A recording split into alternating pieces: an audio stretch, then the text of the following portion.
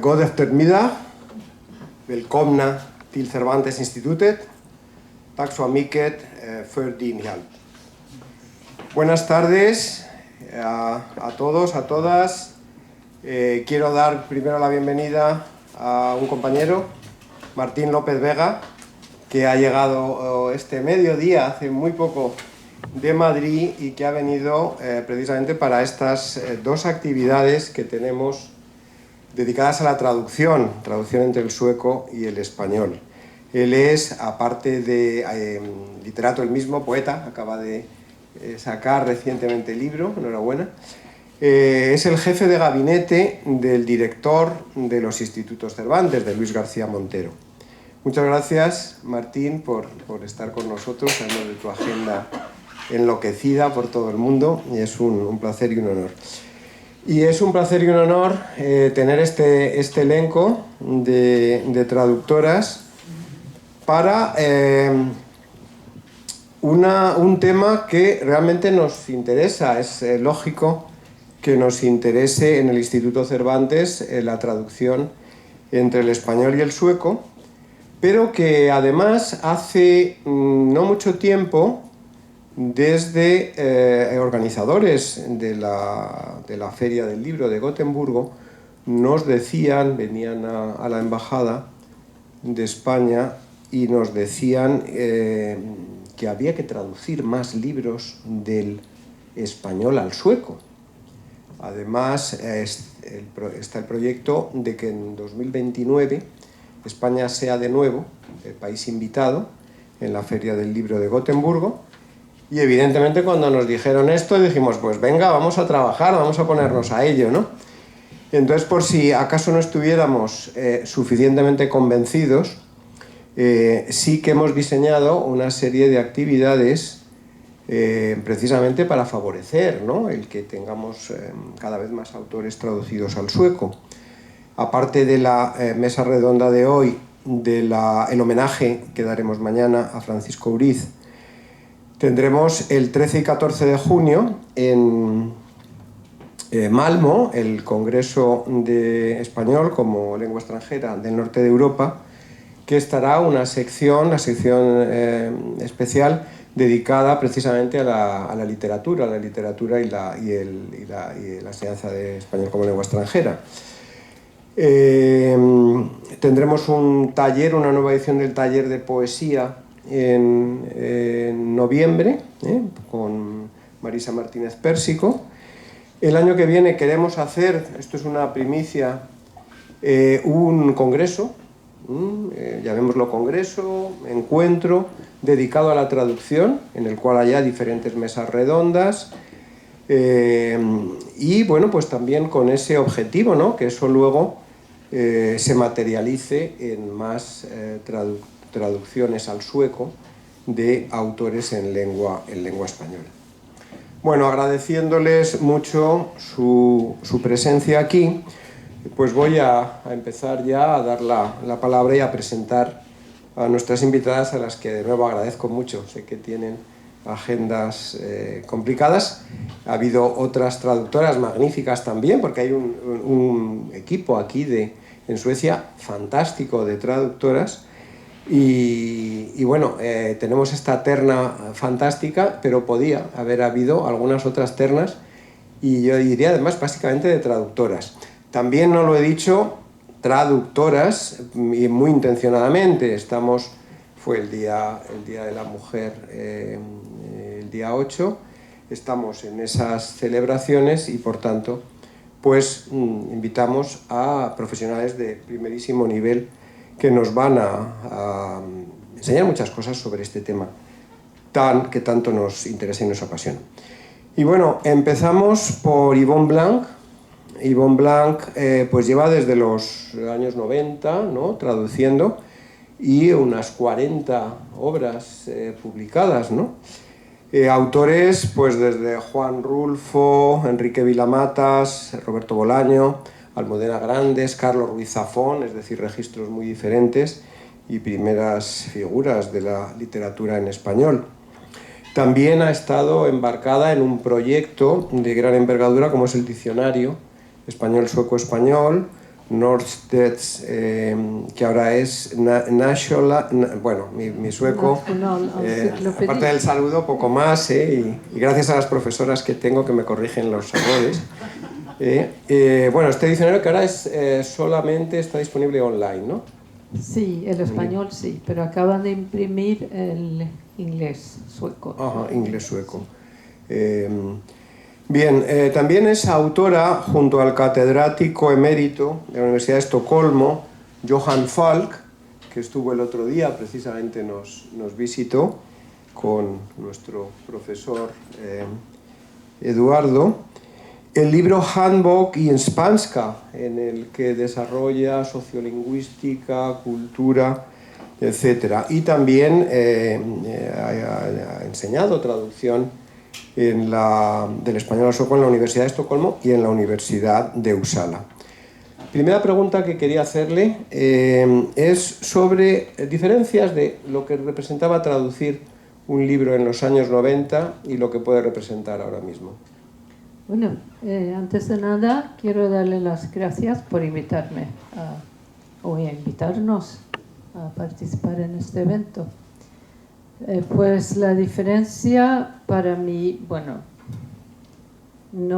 sí, una diferencia muy grande es claro que cuando yo empecé a traducir no tenía acceso a Google, no tenía acceso a diccionarios online, no tenía acceso a, bueno, hablando de ahora este último tiempo, a la inteligencia artificial.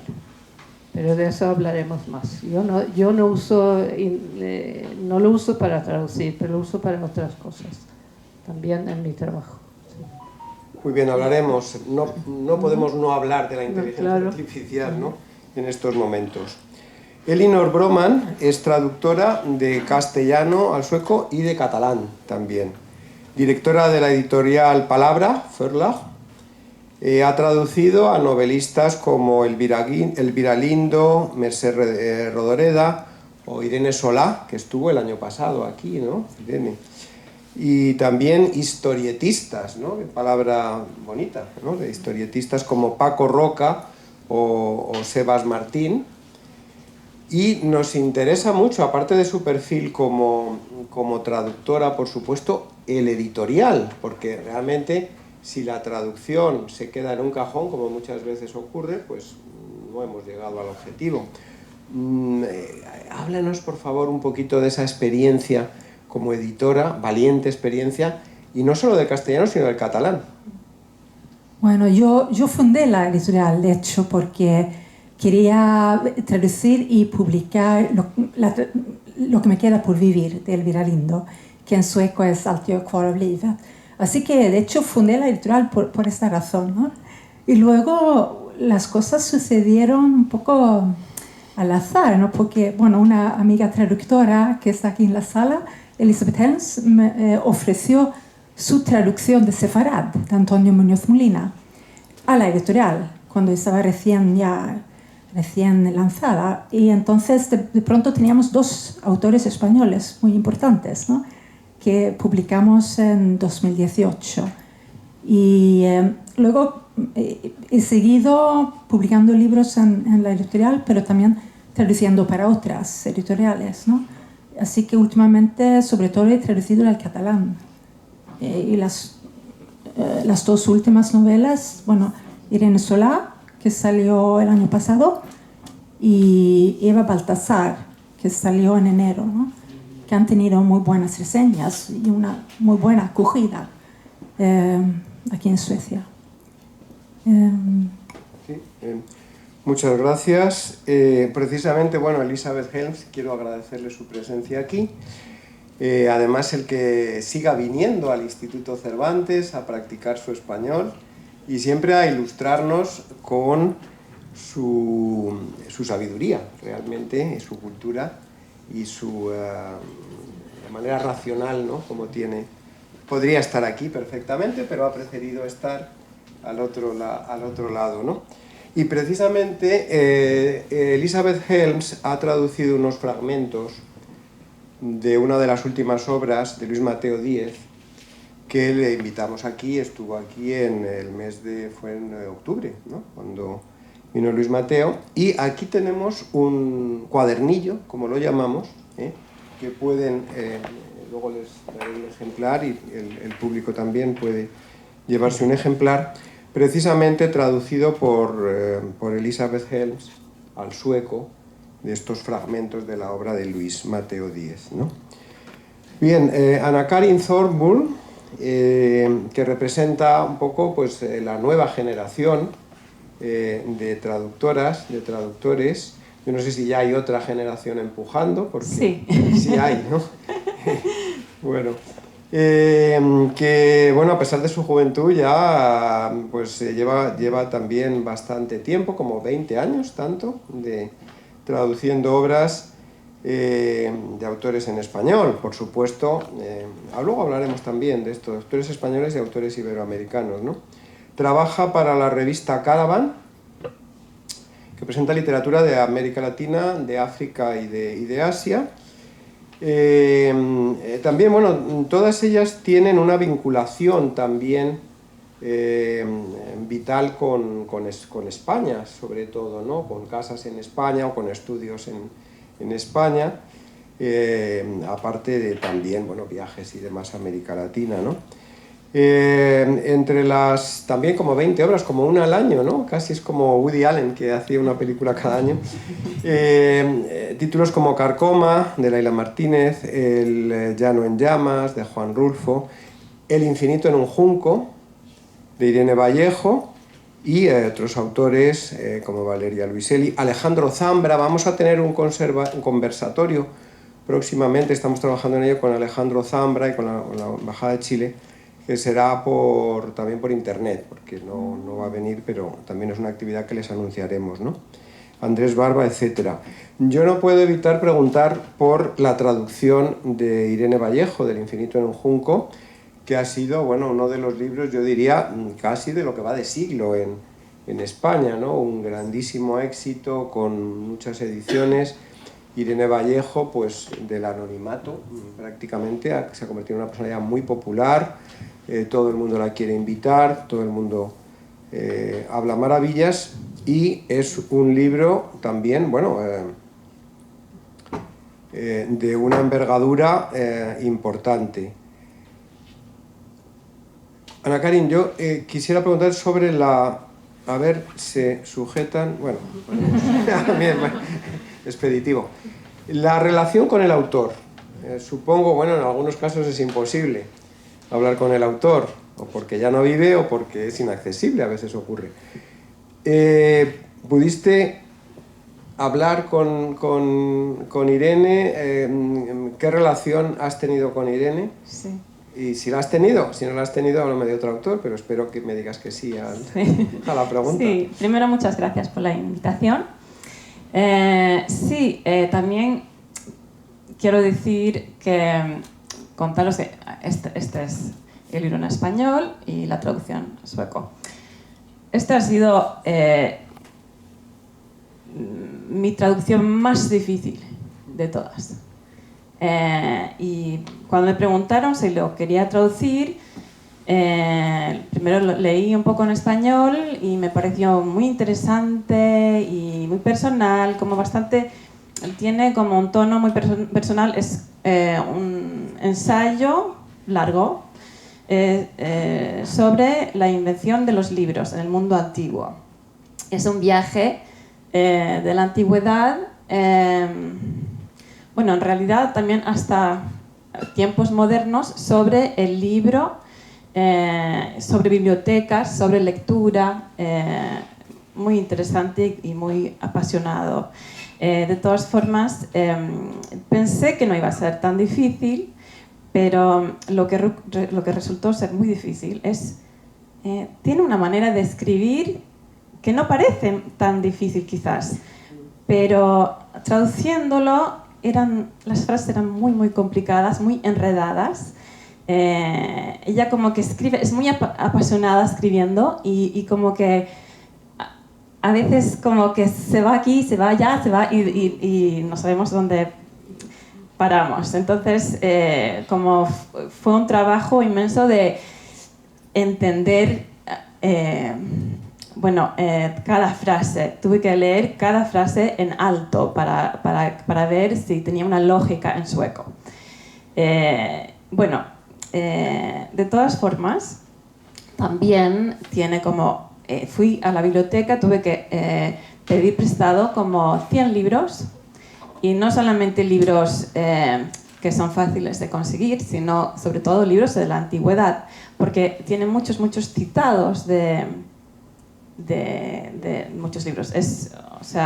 Ella también es una gran lectora, entonces, también hace muchas referencias a muchos libros, así que tuve que ir corriendo con bolsas pesadas a la biblioteca. Creo que también fue muy divertido, y también agradecí mucho a las bibliotecas, porque es un tesoro increíble lo que hay, y todo así accesible.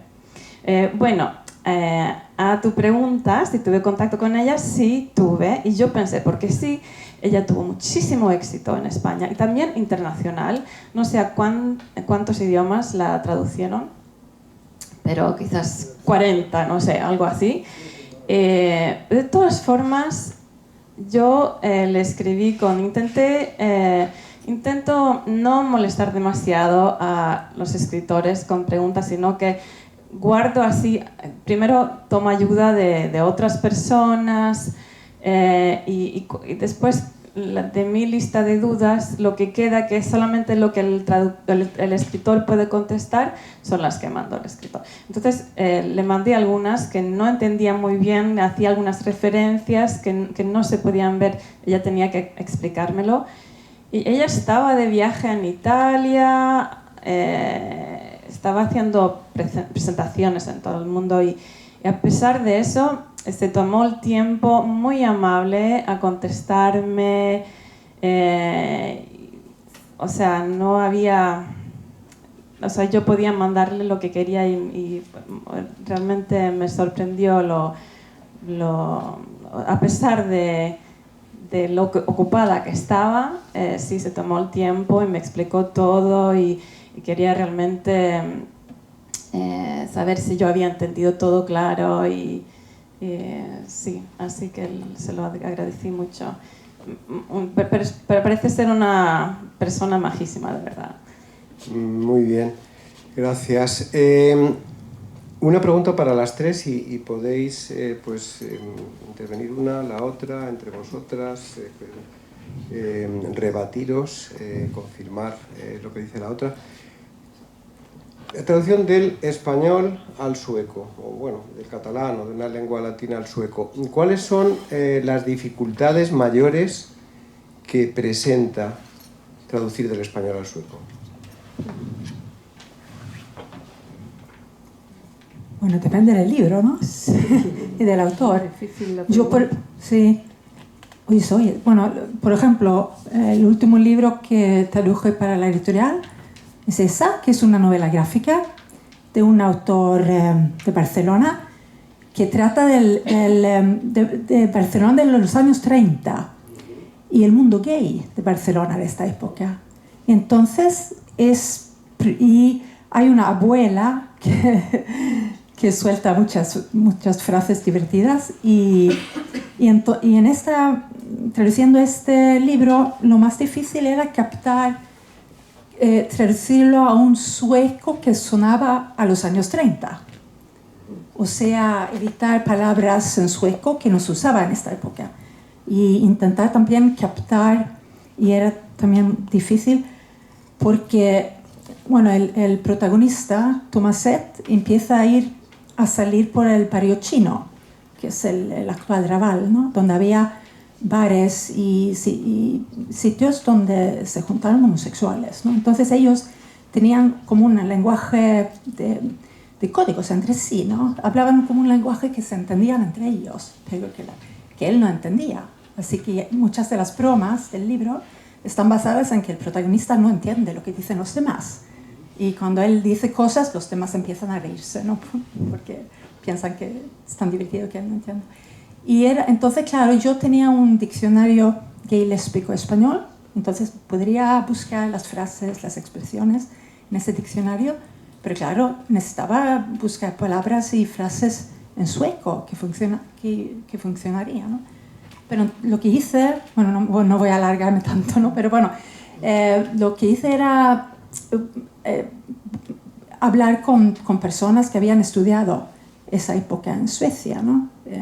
El mundo gay en Suecia de los años 30 y 40, y tenía la suerte de encontrar un libro académico de un señor que había entrevistado hombres mayores, ¿no?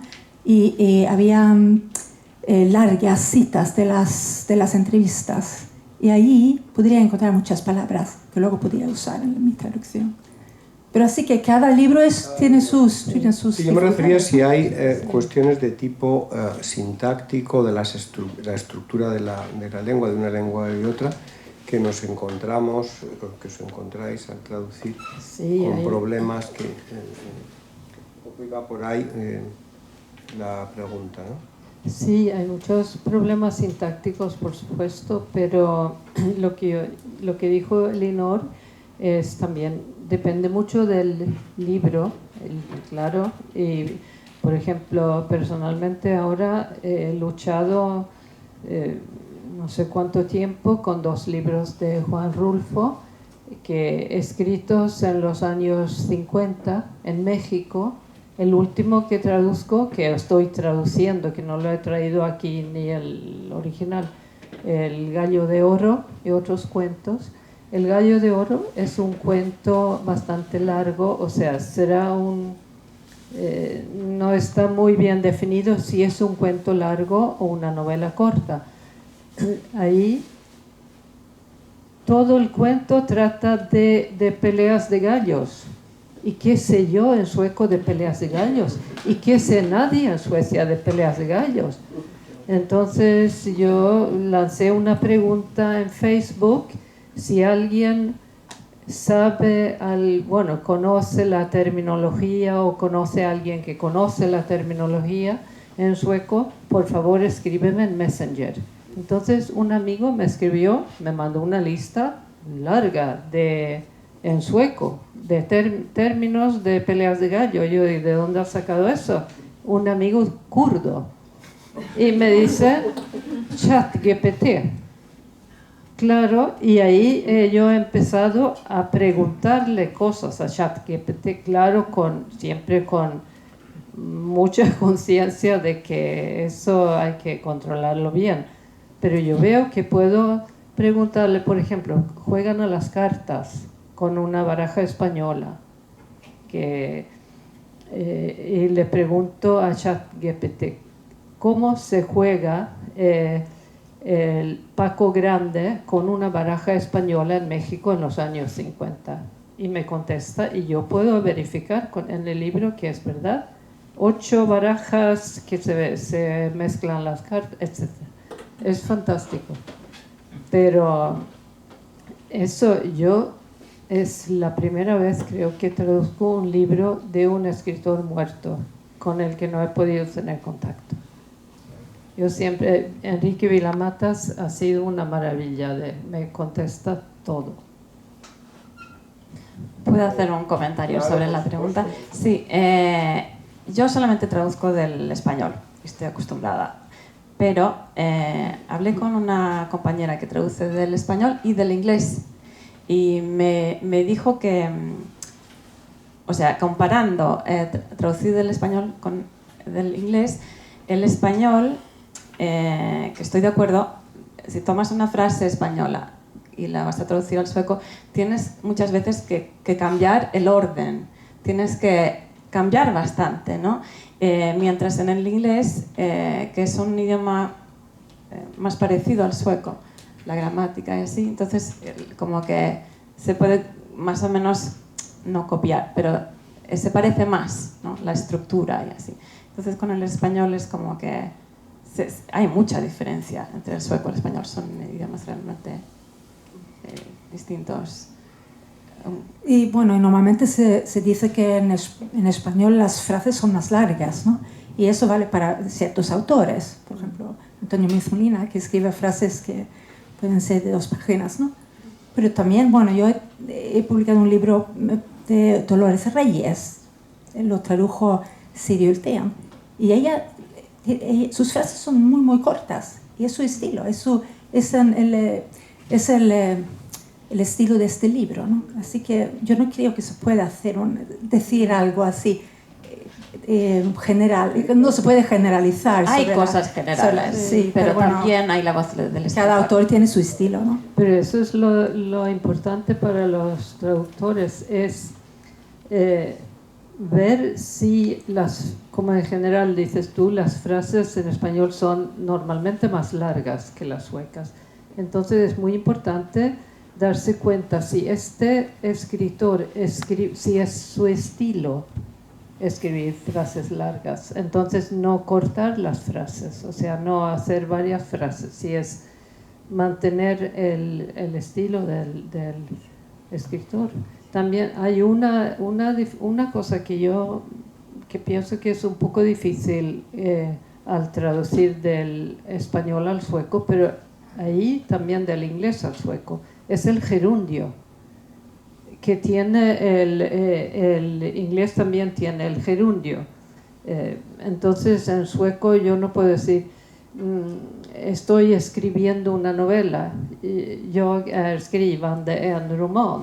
No puedes decir eso, no puedes traducirlo con el presente participo, tienes que traducirlo en este caso con el presente, ¿no? Yo escriber.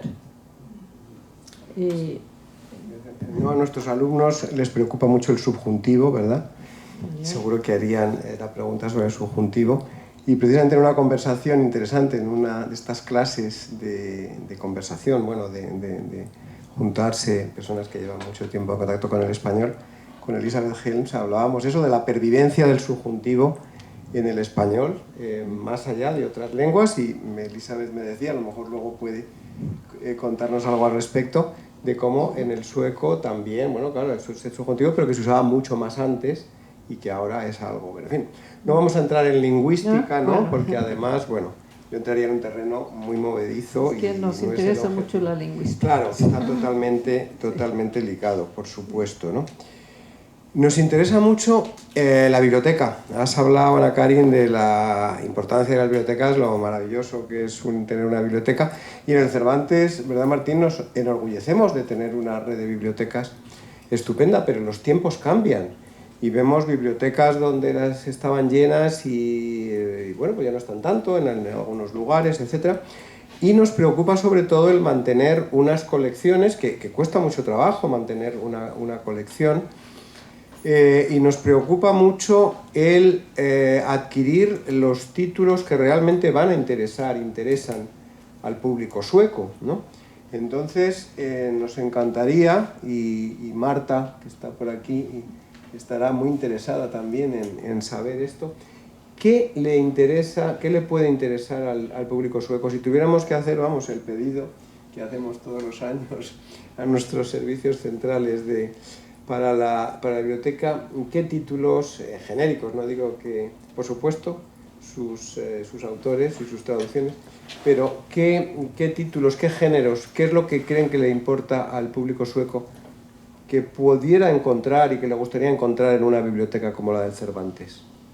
Supongo que depende un poco de qué público, porque el público sueco no es un público homogéneo, digo yo.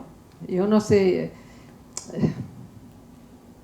yo creo que es una pregunta casi imposible de contestar, porque hay que preguntar, bueno, mejor, aquí tenemos una editora. Exacto, importante. Ivonne, si estuviéramos en España dirían que usted es gallega, porque responde con una pregunta, ¿no? Pero efectivamente, bueno... No, la gallega ha sido tú en esta ocasión. Pero la editora, nos interesa muchísimo la opinión de la editora, claro. Pero los que piden libros aquí son hispanohablantes, ¿verdad? Sí, estudiantes e hispanohablantes, por supuesto personas que pues, leen en español, claro. Pero yo pensé en una cosa que contaste antes, lo de... Sí, bueno, claro. Yo creo que cuando sale una traducción aquí en Suecia, como por ejemplo Carcoma, que ha traducido Anna Karin, ¿no?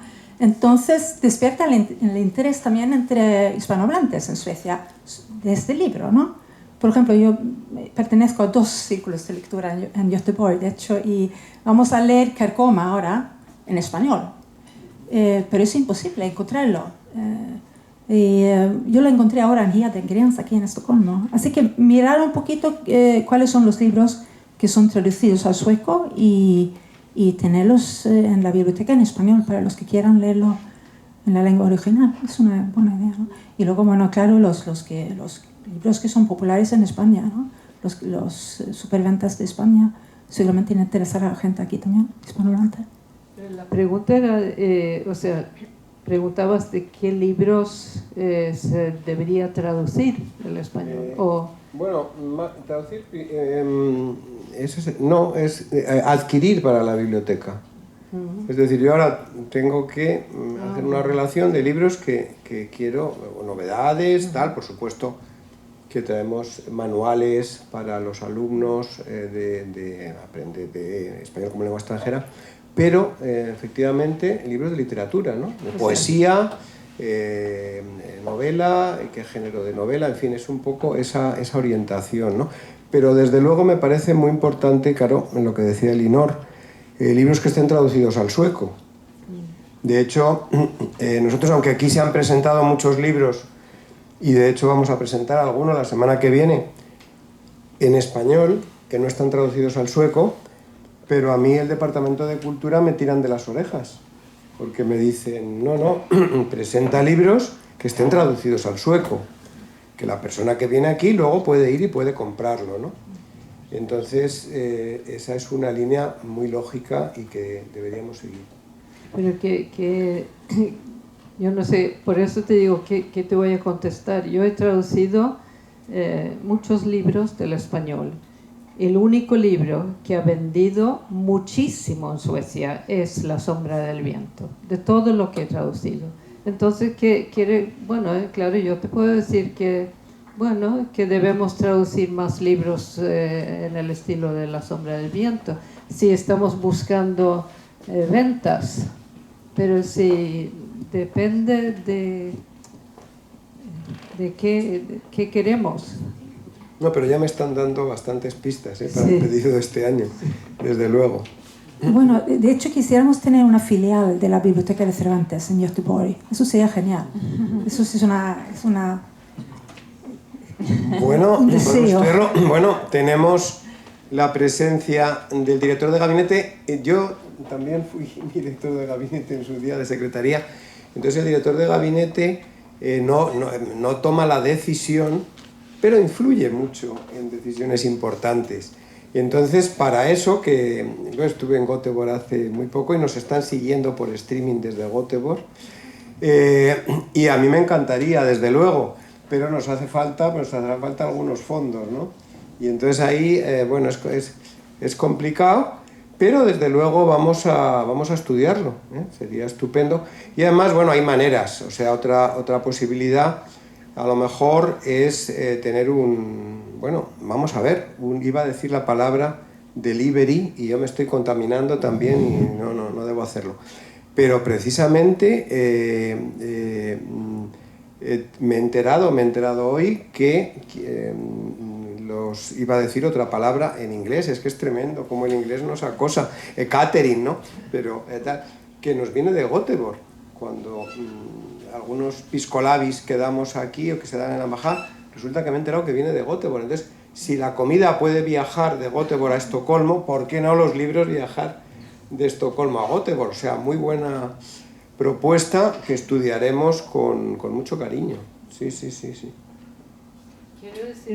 Quiero decir una cosa que me parece importante, que hemos estado hablando ahora, sobre todo con Elinor, que tiene una editorial. Ella tiene la ventaja de hablar y entender español. Yo trabajo mucho con editoriales pequeñas y esto he sacado yo hoy de la página del Ministerio de Cultura española. las editoriales pequeñas necesitan las subvenciones que pueden tener de España para editar los libros traducidos. Entonces aquí tienen mucha dificultad de solicitar estas subvenciones porque es muy complicado rellenar los formularios. Aquí, por ejemplo, yo he sacado ahora las instrucciones, había en varios idiomas, en sueco, varias páginas, pero empieza por decir, aviso importante, los documentos deben aportarse en castellano. Algunos también será obligatorio presentarlos en la lengua original. Este es un problema para las editoriales. Eso yo creo que aquí a lo mejor el instituto puede hacer algo para que estos papeles, esos documentos se puedan presentar en inglés. Bueno, más que eso, yo lo que digo es voy a esforzarme en lo que yo controlo, no es lo que depende de otros que me digan, no va a ser posible. Hace poco estuve con Johannes, ¿no?, de la editorial Tronan, y ahí también hay otra pregunta que quería hacerles, pero no sé, porque podríamos estar hablando aquí toda la noche, ¿no? Hay tantas preguntas. Y entonces yo le decía, mira, estamos encantados en que traduzcáis tanto autor de Iberoamérica, por supuesto es parte de nuestra misión, también difundir la cultura de todos los países hispanohablantes, pero ¿por qué no traduces de vez en cuando algún español, no? Y además me está diciendo lo mismo que tu predecesor, que Juan Carlos, y me habló de lo mismo, no, es que una vez tal, y había que poner no sé cuántos registros y no sé qué y tal, y yo le dije, mira, vamos a hacer una cosa, tú elige al autor que te guste, bueno, las editoriales queréis también sacar nuevos valores o figuras no tan conocidas, tal, y yo te hago todo el papeleo, o sea, y hablo con la Dirección General de Libro y yo te pido la subvención, vamos. Eso es algo que sí podemos hacer y yo transmitirlo, bueno, con la editorial Palabra y con vuestras editoriales, transmitidlo. Vamos a ver, queremos favorecer, queremos que haya más traducción de autores españoles, más traducciones. Tenemos el Horizonte 2029. Bueno, pues vamos a trabajar en ello.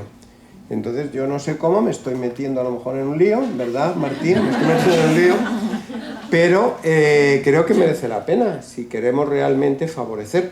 Estoy totalmente de acuerdo, te vuelves locos y al final, pues, ¿qué pasa? Que no se traducen autores que por su calidad y por su interés deberían estarlo, ¿no? Esto es trauma. Sí. Enrique Vilamatas, y ahí yo tuve mucho que ver en la subvención, porque Johannes no ha podido solo, sí. Pero bueno. Imagino que Johannes, aunque yo trato de evitarlo, pero no habla español, y yo le digo, vente, no, que no hablo español, pero bueno, te ponemos, alguien te va a traducir al oído, ¿no? Bueno, pues lanzado queda, y vamos a ver si conseguimos nuestro objetivo de que aumentar, aunque bueno, tampoco está tan mal la cosecha, creo yo, ¿no? Martín nos recordaba hace un momento, hablando de Euriz, ¿no?, cómo fue para los autores, para los poetas españoles, el que apareciera, ¿no?, las traducciones de Euriz, de los autores nórdicos, y incluso cómo eso influyó en su producción, en su manera de escribir, ¿no?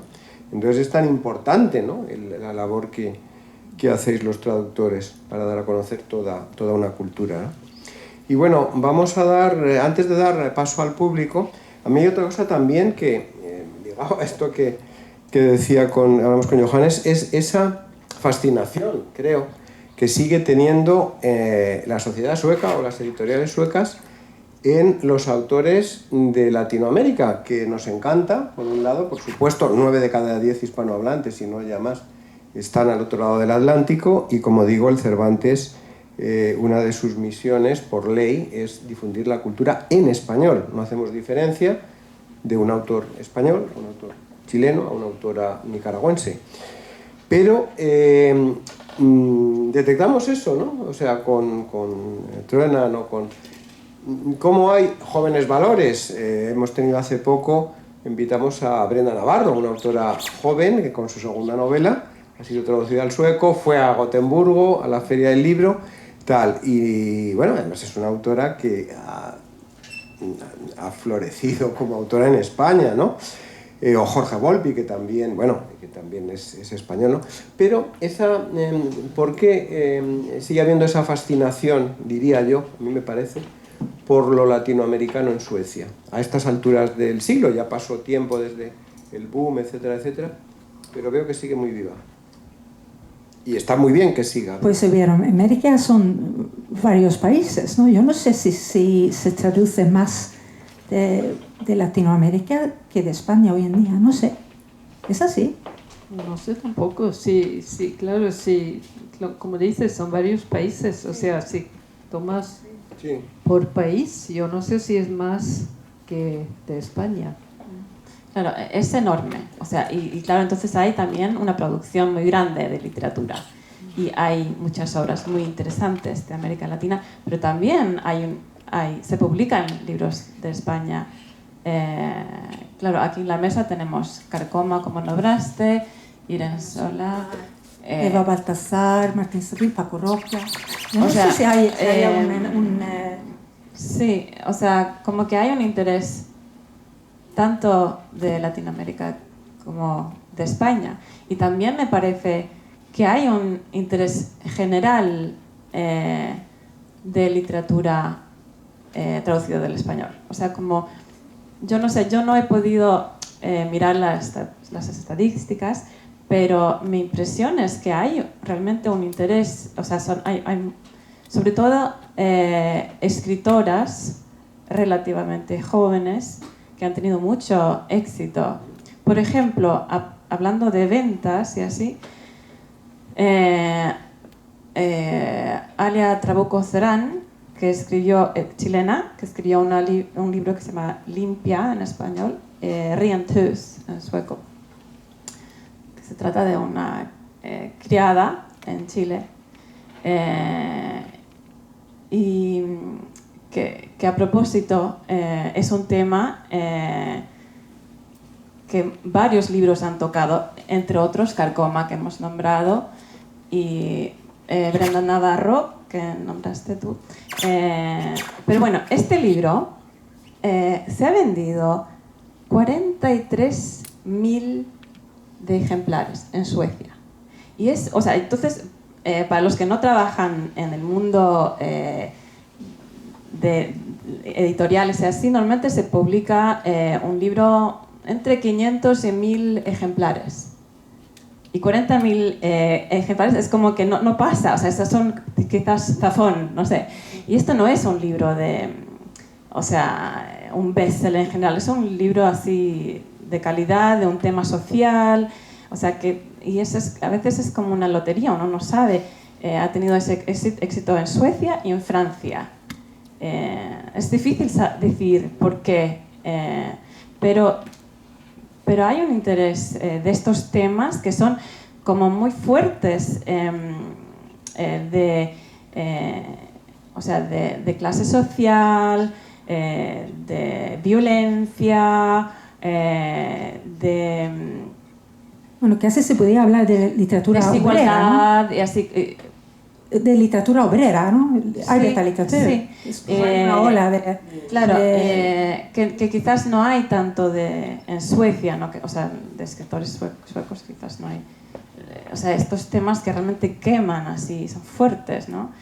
Y eso o sea, como que hay un interés muy grande por ese tipo de literatura. Eran los temas que antes, cuando yo era más joven, cuando yo era joven, digamos, no más joven, cuando yo era joven, que eran los temas que interesaba, ¿verdad? O sea, como tenemos los escritores, Moa Martinson, sí. Y entonces ahora, pues será que Suecia ya no tiene ese tipo de sociedad, que ahora empezamos ¿cómo se llama?, a leer literatura sobre esos temas, pero de otras partes del mundo. Es un poco así, quizás, no sé. Pero yo creo que es una lotería. ¿Qué libro de repente un libro que no te explicas por qué ha vendido tanto y por qué este de Irene Vallejos no ha vendido aquí. Es raro, es difícil. Hay un misterio que es difícil de Sí, racionalizar. mucho tiene que ver, creo yo, con la publicidad y con la editorial. Eso lo estábamos hablando ahora también. Por ejemplo, la nueva traducción que hice yo de Pedro Páramo, de Juan Rulfo, y de El Llano en Llamas, que ha hecho Ana Corin, no ha habido ninguna reseña. Y son clásicos como que es inexplicable, pero es una editorial muy pequeña de Gotemburgo que no tiene mucha fama como Trona, que tiene muy buena fama, de buenos escritores. Nada, no ha pasado nada. Ha pasado totalmente... sí, Y de ahí la venta. O sea, yo creo que también es muy importante con la crítica. Claro. Bueno, antes de verdad voy a pasar la palabra al público, pero Ivonne hablaba de inteligencia artificial y que luego iba a volver sobre ello. Y vamos a hablar un poquito, ¿qué os parece la inteligencia artificial? Como es una herramienta, en definitiva, ¿no? Sí, es una buena herramienta, pero hay que tener mucho cuidado. Exactamente, pero a ver, ¿qué les parece? Dices que tú no lo utilizas y él... No lo utilizo para traducir, lo utilizo para resolver problemas, pero también con mucho cuidado, revisando muy bien, porque a veces, por ejemplo, le pregunto una cosa, ¿qué significa esto? Porque ahora es solo el gallo de oro, o sea, esos cuentos mexicanos. Y pregunto esto, ¿qué pasaba? Bueno, sobre, por ejemplo, este juego de cartas. Entonces, claro, después tengo que controlar si lo que me contesta está bien o no. A veces pregunto, pero realmente... Pero dime, ¿realmente significa eso? Entonces vuelve a contestarme, no, a lo mejor no, a lo mejor estaba equivocado, ¿entiendes? O sea que, pero me ayuda. Es para la terminología, o sea, para encontrar las palabras suecas. Sí, ¿no? terminología, porque también tengo un diccionario de mexicanismos que pesa casi 3 kilos. Eso, ahí sí busco más bien las palabras, terminología, pero... No, pero en sueco. Porque... sí, en sueco, claro, sí. Ahí sí he podido encontrar cosas y he podido comprobar que me ha contestado bien el ChatGPT. Así que ayuda, pero cuidado porque yo sé que ahora hay editoriales que mandan las traducciones a una empresa que se ocupa de eso, de hacer traducciones de inteligencia artificial. Eso lo hemos hablado en la Asociación de Escritores y Traductores. Y luego pasan esa traducción a un traductor o una traductora que tiene que revisarlo. Y los traductores que han tenido que hacer eso dicen que es casi más difícil que traducir el libro desde el principio. Pero yo creo, lamentablemente, que en el futuro yo creo que van a ser mucho mejores las traducciones de inteligencia artificial. Y yo creo también que habrán siempre editoriales que se preocupan más del precio que de la calidad. Eso es la triste verdad. Entonces la máquina comerá terreno como en tantas otras profesiones. Yo creo. Ahora vamos a hoteles y no encontramos a nadie, ¿no? Entras ahí, no hay recepción, no hay todo eso, tal, pero esperemos que todavía esa capacidad, lo que hablabais hace un momento, ¿no? De aspectos que no es la traducción literal, obviamente, que eso todavía que será difícil, ¿no? Que la máquina sea capaz de trasvasar, ¿no? Lo que el autor quiere decir en una lengua a otra, que no tiene por qué ser un algoritmo matemático en definitiva, ¿no? Sí, no, pero yo creo que también depende de qué tipo de literatura, porque es literatura de género, o sea, por ejemplo, digamos, literatura más fácil, que también es producida también así un poco de fábrica, ahí también, o sea, puede ser que hay más riesgo de que hoy en día ya se usa la inteligencia artificial para esas traducciones, pero yo creo que la literatura de calidad, o sea, no sé, yo no sé si soy ingenua, pero yo no creo que haya tanta amenaza de la inteligencia artificial para esos libros, porque es tanto, o sea, con la voz narrativa, hay tantas matices que solamente una persona humana puede ver, y yo creo que las editoriales están conscientes de eso, ¿no? O sea, que sí, quieren la calidad. yo creo que sí, yo también estoy de acuerdo, pero yo creo que también hay muchos traductores que para sobrevivir tienen que traducir también literatura fácil, o sea, muchos traductores van a perder trabajo con la inteligencia artificial, creo. Los libros más difíciles y complicados serán, quizás no, pero yo tengo un poco, no sé, a veces pienso que menos mal que me estoy jubilando. Sí. Sí. Bueno, ¿quieres añadir algo, Elinor, desde tu punto de vista de editora? No. No. Muy bien. Pues sí, el tiempo del público. Vamos a pasar la palabra y ya hay 2 manos alzadas. Cedemos a la dama, Eduardo. Micrófono, por favor. No sé si capaz que no necesite micrófono. Mira, yo quería, muy interesante, me imagino que el trabajo que hacen ustedes es muy difícil desde mi ignorancia, porque no conozco mucho eso, y yo quería preguntarles porque se me levanta la interrogación de que cómo se hace una traductora. ¿Cómo se hace? Ustedes estudian el idioma, o sea, profundamente del idioma que van a traducir, y después, porque cada sociedad tiene su idiosincrasia. Por ejemplo, España tiene y pueblos diferentes en España, tienen Latinoamérica también, tiene diferentes idiosincrasias, las diferentes sociedades. Entonces, ¿cómo ustedes captan el alma del libro? Porque cada libro tiene un alma. Entonces, ¿cómo es ese trabajo? ¿Cómo se hace una traductora? Eso es lo que quería preguntar. Preguntas me encontré muy interesante. La primera pregunta era sobre la formación de... ¿Cómo se hace? Sí. No como... En person som översätter en bok från en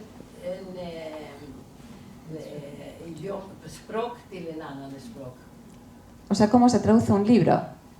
No, ¿cómo Bueno, se forma una traductora? Una traductora, sí. ¿Cómo nace? Una traductora. La vocación, ¿no? ¿Cómo surge, podríamos decir, la vocación y la formación, sí. Hay que tener mucha fuerza física, hemos visto también, para llevar esos diccionarios de 3 kilos. Bueno, yo puedo empezar a hablar de mi experiencia, porque yo aprendí el español en Oviedo con 17, 18 años, ¿no? Y desde entonces es como he tenido como un lazo con España, ¿no? Que he vuelto mucho, he ido cada año, estudié un año en Granada también, y bueno, entonces para mí es más fácil traducir una obra de España, porque conozco la historia de España, conozco la cultura de España, he vivido ahí, ¿no? Y tengo además muchos amigos de España, en España y de España que viven aquí en Suecia, con quienes puedo hablar sobre si hay algo que no entiendo en el libro, ¿no? Y yo creo que, luego lo de llegar a ser traductora para mí fue un azar, ¿no? De que me preguntaron si yo quería traducir un libro y empecé a traducir y de ahí he seguido, ¿no?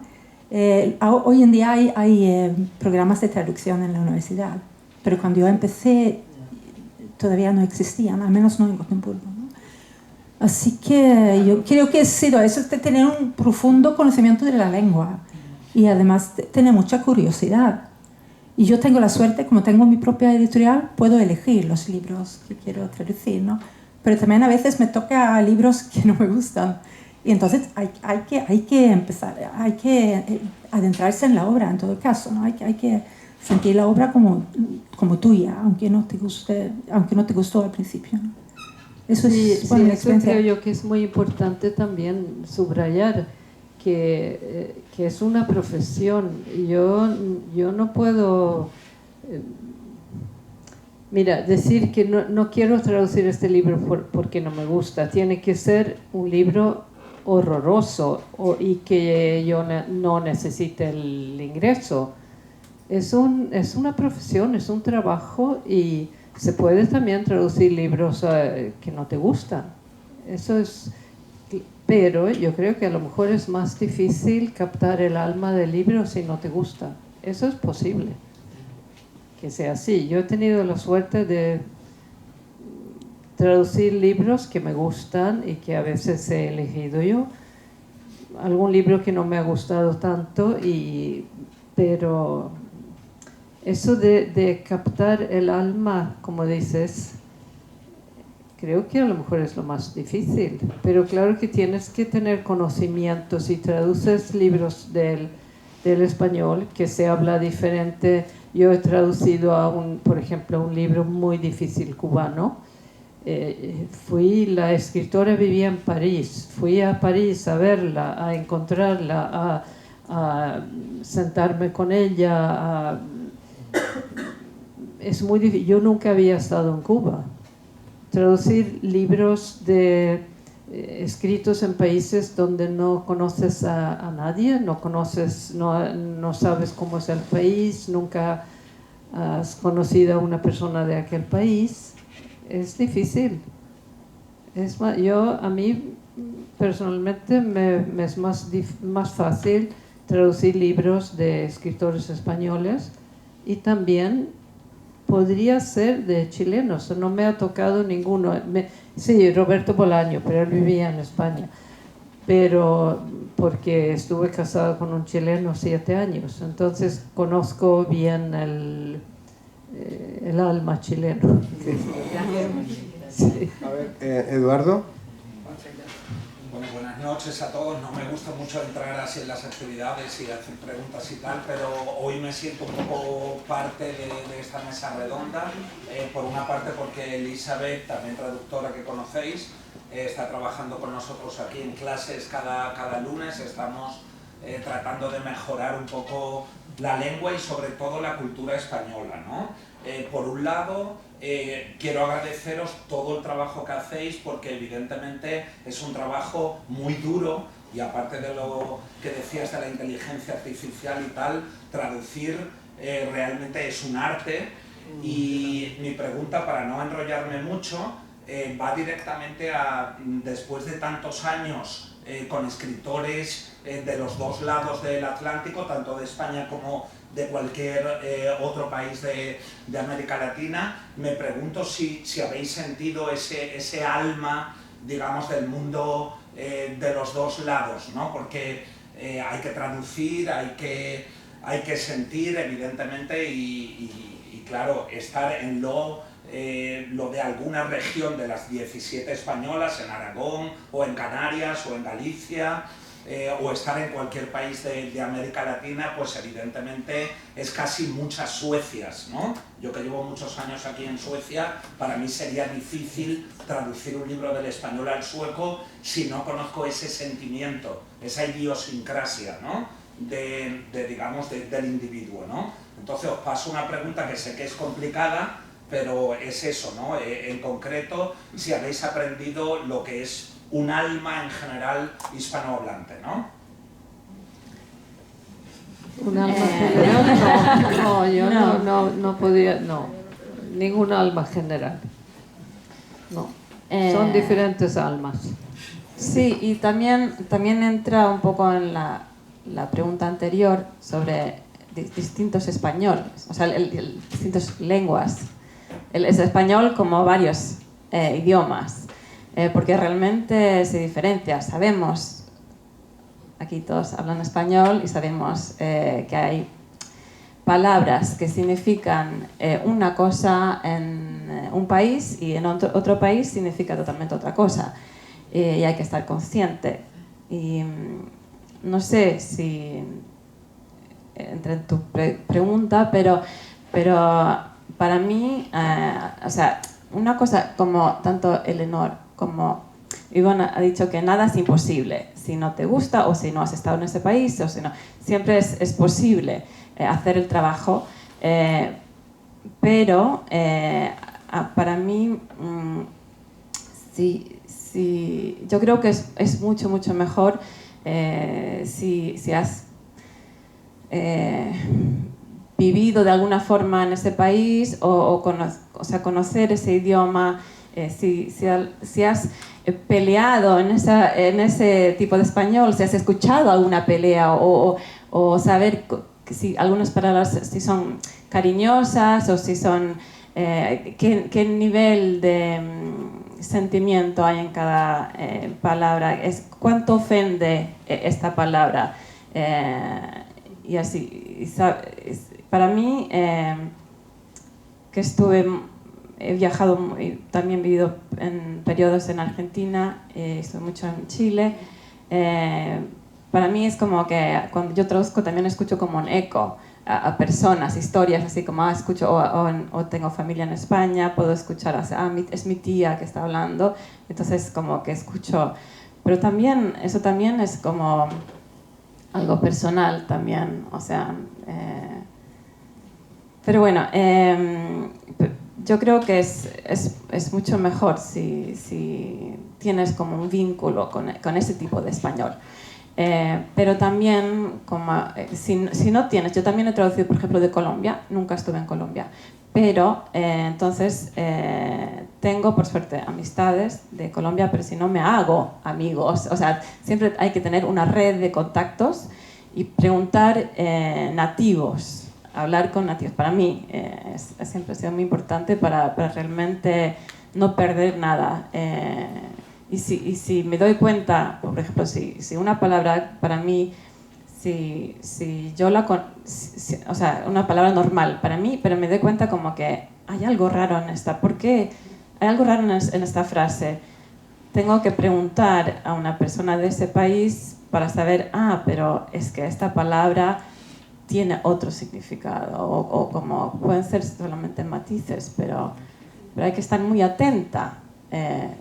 Sobre todo si es un palabra un idioma, o sea, un país que donde uno nunca ha estado o vivido. Sí, yo con este libro cubano, yo aquí me hice, bueno, una amiga común, Elizabeth y mía, estaba casada con un cubano y con él estuve yo encontrándome como una vez por semana. Revisando el libro, pero también no pasa solo con los diferentes tipos de español, también pasa con el tema. Yo traduje un libro del inglés sobre chicas boxeadoras en Estados Unidos, entonces he tenido también que hacerme amigos en el mundo del boxeo, así que no es solo ¿entiendes? O sea, yo diría también que muchas veces son cosas muy prácticas, o sea, palabras técnicas que hay que googlear con imágenes, ¿no? Para saber cómo es este edificio que describen aquí, cómo es. Cosas así, ¿no? Bueno, ¿alguna pregunta más? Sí, ahí. Por favor. ¿Cómo escogéis los libros nuevos para traducción futura? Hombre, normalmente son las editoriales que buscan los libros y algunos. Yo, por ejemplo, reintroduje a Enrique Villamatas en Suecia. Tenía un libro traducido desde hace muchísimos años, un pequeño libro, y entonces yo dije que este es un muy buen escritor, hay que introducirlo. Si no, la editorial te busca y pregunta si quieres traducir a tal escritor este libro que hemos comprado los derechos. Sí, y bueno, la editorial yo recibo cada semana varios mensajes de agencias, ¿no? Agentes literarias que escriben sobre los nuevos libros que están vendiendo los derechos a los nuevos libros que están vendiendo derechos, ¿no? Y también leo El País, ¿no? La crítica en El País para saber sobre los nuevos libros que han salido, ¿no? Pero claro, es que se publican tantísimos libros en español cada año, así que es un... Pues ese es un... ¿Cómo se dice? Promille. Es una muy, muy pequeña parte que se traduce al sueco. Hay que decir que Anna-Karin es una muy importante introductora de escritoras, sobre todo, ¿no? Del español al sueco. No sé, sobre todo, o sea, antes sí he buscado más y presentado editoriales y tenido también... es difícil presentar libros a editoriales porque, como Iván dice, son ellos que también buscan y con agencias y así. Pero sobre todo editoriales pequeñas pueden estar interesados en propuestas y también, como Javier nombró en la presentación, trabajo para una revista que se llama Caravan. Y ahí ahí se puede presentar escritores que no están traducidos al sueco y por lo menos a los lectores suecos que no hablan español por lo menos pueden leer un cuento, un extracto de una novela, poesía, y también se presentan, hacen entrevistas con escritores y así, y es como una ventanita, ¿no? al mundo a lo que no se traduce al sueco. Y de ahí a veces las editoriales también ven y quieran seguir y publicar un libro entero y así. La verdad que estamos encantados, los que hemos llegado hace poco, de lo mucho que se lee, o que vemos que la gente lee aquí. O sea, ves en el tren, ves en todas partes personas leyendo, aunque tengan 5 minutos solo. Y eso es algo que, bueno, es estupendo, ¿no? Que siga ocurriendo, que quizá en otras latitudes se está perdiendo poco a poco. Y ya para terminar, y antes de pasar a tomar esa copa de vino español que nos está esperando, ¿qué libro le hubiera gustado traducir? Le hubiera gustado traducir, no pudo traducir. Oye, a mí me hubiera gustado traducir algo de...